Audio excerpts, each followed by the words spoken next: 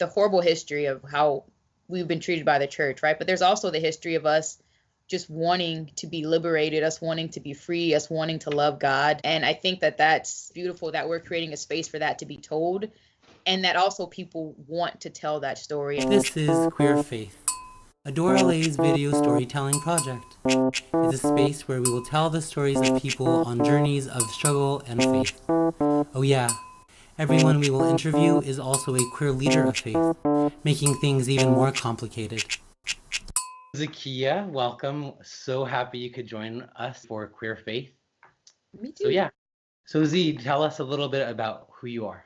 My name is Zekiah Wright. I often go by Z because Zekiah is usually challenging for folks. I hail from Orlando, Florida, by way of DC. I've landed in Los Angeles and I love it. And this is home. I'm a practicing attorney. I do a lot of employment discrimination work, and I try to utilize that to help LGBTQ IA individuals. How do you define the word queer? Queer to me is it's sort of a uniting word. It's a term to unite us, all of us rainbow folks. It's a roof that we can all fit under. Yeah. I love that. How do you yourself identify as queer? I am a big old lesbo. Not just a regular lesbo, a big old lesbo. Nah, I've been in the game for a while. There's so much going on within like queer faith and queer movements. So tell us about what you're interested in and what inspires faith in you. This might seem like a plug for Adora Lay, which maybe it is, but it's also true for me. I think having a community that's really centered around wanting our voices to be heard, a community that's really centered around everyone practicing faith in a way that feels genuine. I think that encourages and inspires faith in me.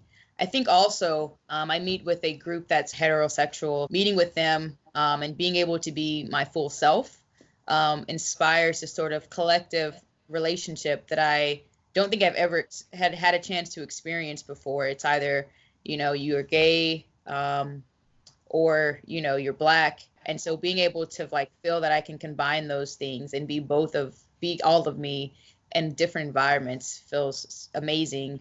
And it allows me to focus more on like why I'm gathering anyways, right? Which is sort of to grow, to, create relationships, to get closer to God. So I think that we all can kind of recall a time when we felt like we can't be ourselves in a group and a time when we have.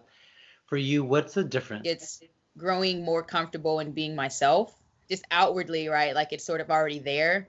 But I think also just being willing to share and say, hey, yeah, my partner, my girlfriend. I think that sort of takes courage, I think. And it's not always easy to find. I also don't want to shortchange those folks that are encountering me, right? Like if I just go in the room and assume that they're not going to accept me, then I've not even given them the chance to show me one way or the other. People are going to hate us. Let them tell us that they're going to hate us and not do it for them, right? Exactly. Yeah. It's way too stressful to put that on yourself, to just always walk around thinking that you're going to be faced with it. And sometimes you're right? And sometimes you are, but sometimes, people surprise us. And I like it when they surprise me. So Z, tell us about what you're struggling with around queer faith. I think I've prayed enough and I've sort of heard from God and I have a peace that I can be who I am, right? Fully lesbian, and that's fine. But I just wonder why like other people haven't also got that message, right? Other Christians haven't gotten that message that, hey, like God's cool with this thing, that there's so many other real issues that the church can actually be focusing on and they're not.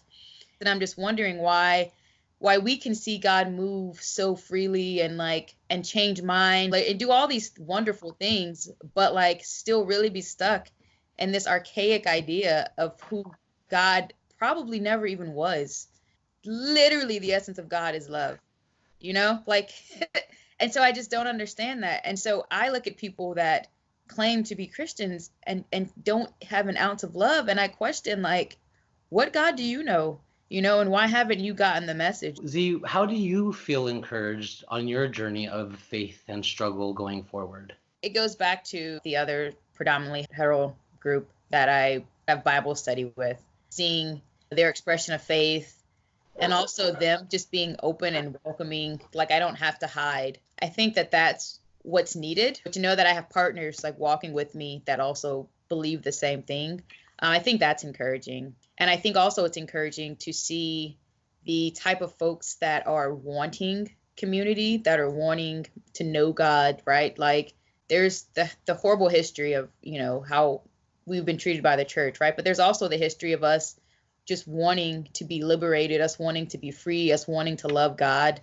I think it's beautiful that we're creating a space for that to be told, and that also people want to tell that story and they want to reconcile themselves, with the God that they've known him to be, but was sort of taken away at some point.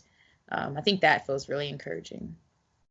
There's a long history of the church colonizing marginalized folk, LGBTQ folk, people of color, really using faith to kind of brutalize and traumatize at times.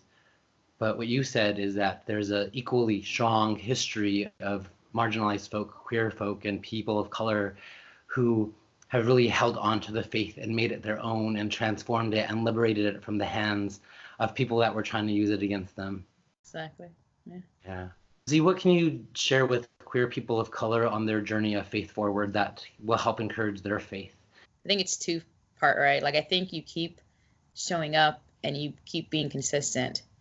And at the same time, when you aren't treated with respect and with dignity, and you can't be your full self, then you leave and you take your consistency and your diligence somewhere else. God has something amazing for you.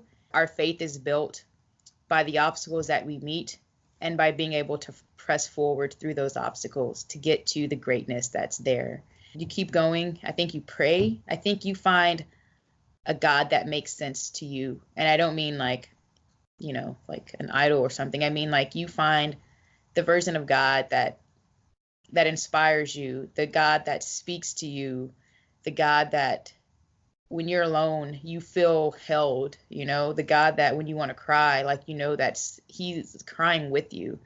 And I think that's the God you take with you as you're finding your community. And that way, if it takes longer to find it, you're not alone through your search. Is there anything else that you'd like to share with us? I've recently been appointed to the West Hollywood Lesbian and Gay Advisory Board. It's just important to me to not want things to be better and to be different. I think it's important to put action with it. And I think this is a part of that journey.